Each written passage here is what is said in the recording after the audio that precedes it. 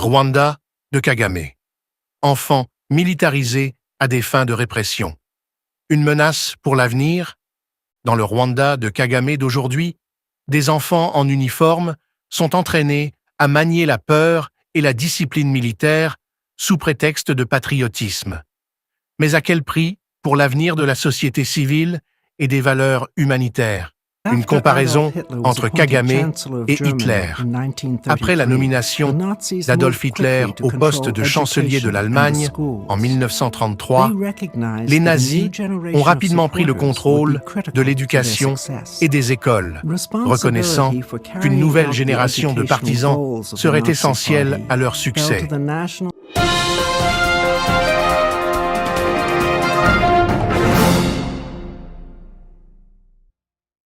Dans un État de plus en plus surveillé et contrôlé, le Rwanda, sous la direction du président Paul Kagame, met en place des pratiques inquiétantes.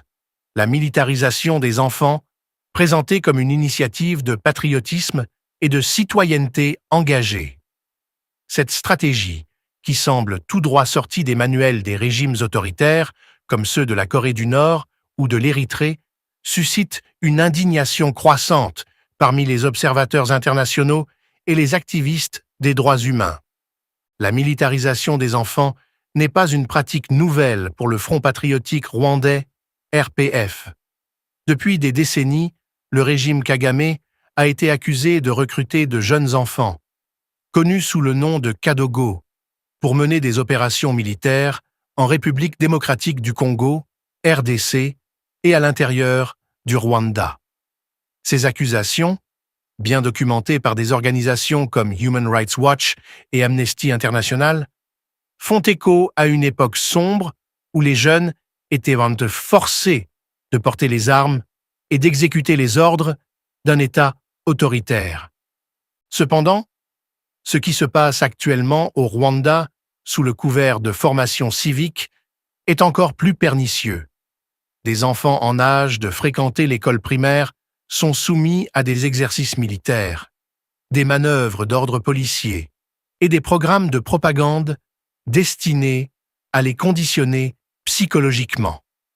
Sous le prétexte de cultiver un patriotisme national, ces enfants sont en fait endoctrinés pour devenir des instruments du régime, incapables de remettre en question l'autorité ou de penser de manière critique. Les images de ces enfants, alignés en rangs serrés et habillés en uniforme, rappellent les jours sombres du Troisième Reich sous Hitler, lorsque les jeunesses hitlériennes étaient formées pour défendre Berlin lors des derniers jours du régime nazi. En Corée du Nord, les jeunes sont formés à la discipline militaire dès leur plus jeune âge, préparés à une vie de soumission au régime. De même, l'Érythrée et le Soudan ont été accusés d'utiliser des enfants soldats pour consolider le pouvoir de l'élite dirigeante. Le cas du Rwanda est encore plus troublant, car il se présente comme un modèle de réussite économique et de stabilité en Afrique. Pourtant, derrière cette image soignée, se cache une machine de répression qui instrumentalise même ses citoyens les plus vulnérables, ses enfants. En normalisant les exercices militaires et les valeurs autoritaires au sein des écoles, le régime Kagame éradique les fondements mêmes de la société civile. Ces enfants, au lieu d'être encouragés à poser des questions et à réfléchir de manière critique, sont formatés à obéir et à respecter aveuglément l'autorité. La peur devient leur réflexe naturel face à tout ce qui dévie de la ligne officielle. Ce climat de peur étouffe non seulement la dissidence, mais érode également l'avenir du Rwanda en tant que nation. Les jeunes, considérés comme les bâtisseurs de demain, sont privés de leur capacité à imaginer un avenir différent, un avenir de liberté et de démocratie. La militarisation des enfants est une violation flagrante des droits de l'enfant, telle que définie par la Convention des Nations Unies relative aux droits de l'enfant. Le Rwanda, signataire de cette convention, est tenu de protéger ses enfants contre toute forme d'exploitation. Cependant, le régime Kagame semble être au-dessus des règles internationales, continuant à utiliser des tactiques de manipulation et d'intimidation pour maintenir son emprise sur le pouvoir. Il est urgent que les Rwandais, la diaspora africaine et la communauté internationale prennent au sérieux cette crise des droits humains.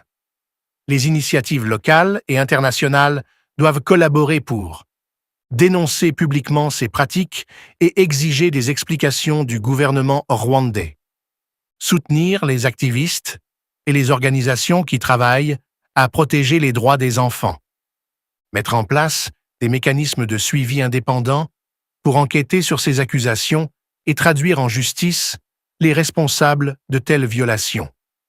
Aucun pays africain ne mérite de subir de telles pratiques au XXIe siècle. Les enfants du Rwanda méritent mieux, un système éducatif qui les élève, des opportunités qui leur permettent de réaliser leur potentiel et une société qui valorise la paix et la démocratie.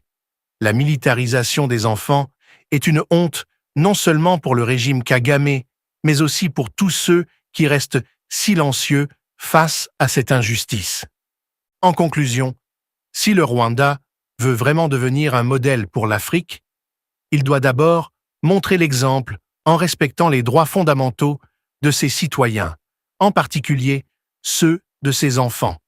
Sans cela, toute revendication de progrès ne sera qu'une illusion cachant une réalité sombre et oppressante.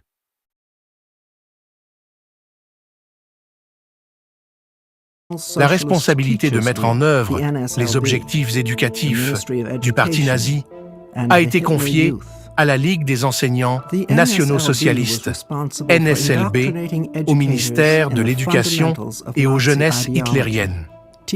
La NSLB était chargée d'endoctriner les enseignants aux principes fondamentaux de l'idéologie nazie. Les enseignants étaient tenus de suivre des formations dans des camps et ceux qui montraient loyauté et dévouement pouvaient être récompensés. En revanche, ceux qui refusaient risquaient l'humiliation publique ou le licenciement. Les enseignants juifs en Allemagne n'avaient pas ce choix, car ils étaient contraints de quitter leur poste dans les écoles publiques, quelles que soient leurs compétences ou leurs accomplissements pédagogiques.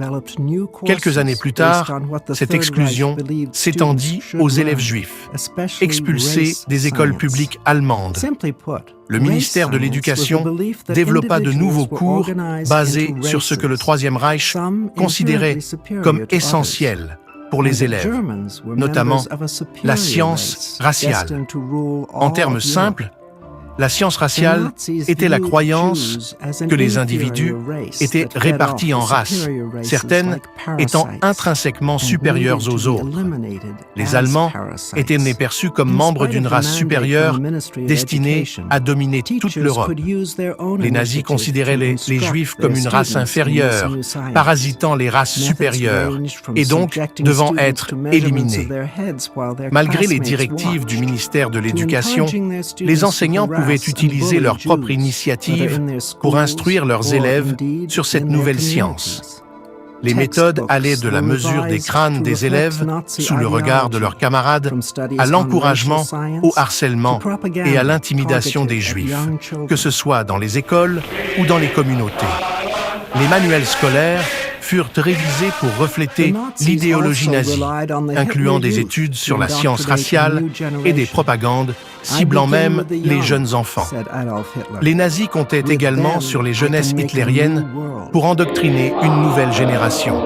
« Je commence par les jeunes », disait Adolf Hitler. « Avec eux, je peux créer un nouveau monde. » Bien que les jeunesses hitlériennes aient pu ressembler à des clubs de jeunesse favorisant la camaraderie et les activités de plein air, la réalité était bien plus sinistre.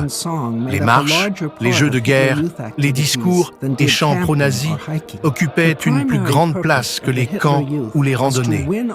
L'objectif principal des jeunesses hitlériennes était de conquérir les cœurs et les esprits, de transformer les jeunes en fervents partisans de la cause nazie. L'action avant l'étude, l'obéissance aveugle avant la réflexion indépendante et la loyauté envers Adolf Hitler avant tout. Avec ce changement, dans les objectifs éducatifs de l'Allemagne, on pourrait penser que les enseignants, élèves et parents n'avaient d'autre choix que de se conformer au nouvel ordre. Cependant, les enseignants du Troisième Reich ont fait des choix, que ce soit à cause ou en dépit des pressions auxquelles ils faisaient face. À la fin de la guerre en 1945, avec le renversement du Troisième Reich et l'occupation de l'Allemagne par les Alliés, le système éducatif du pays était en ruine. La dénazification des écoles allemandes prit des années à être réalisée. Comme pour d'autres citoyens de l'Allemagne d'après-guerre, ceux qui avaient été enseignants ou élèves pendant les 12 années de domination nazie durent dû faire face aux conséquences de cette période tragique.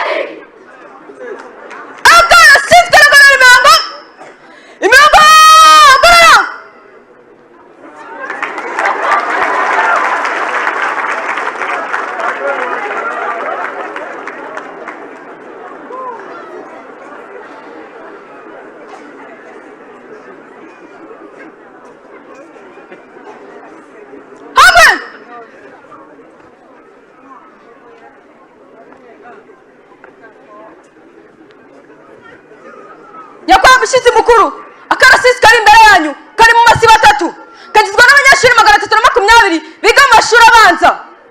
Munyemera gutangiza akarasisi kari bwereka mu ngendo yose. Nitwa Mutoni Ange, umuyobozi wa akarasisi nyakwa umushyitsi mukuru.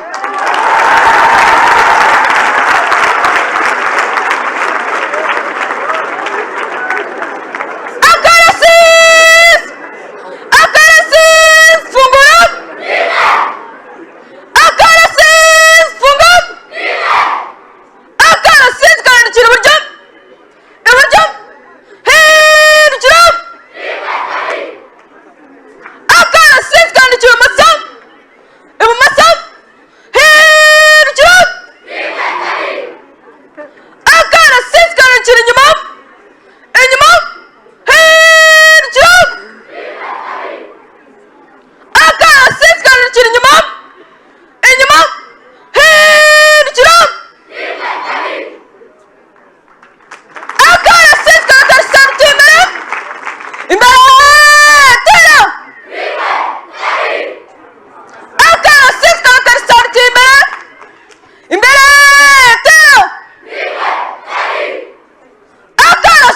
hindukira iburyo iburyo hindukira akarasisi karagera imbere mu ngendo y'ubuto imbere genda dim kabiri dim kabiri dim kabiri hagarara aho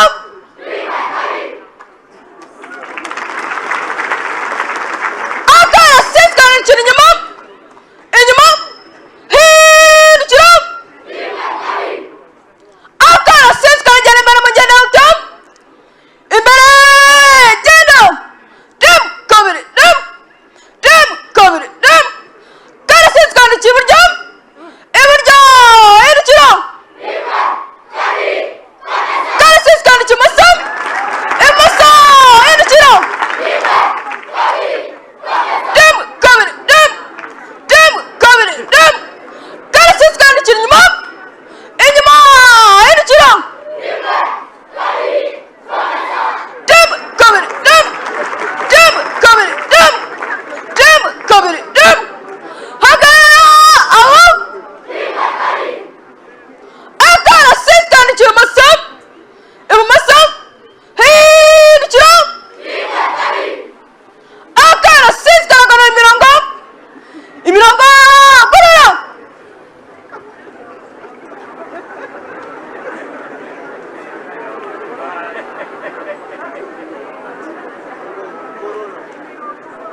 hamwe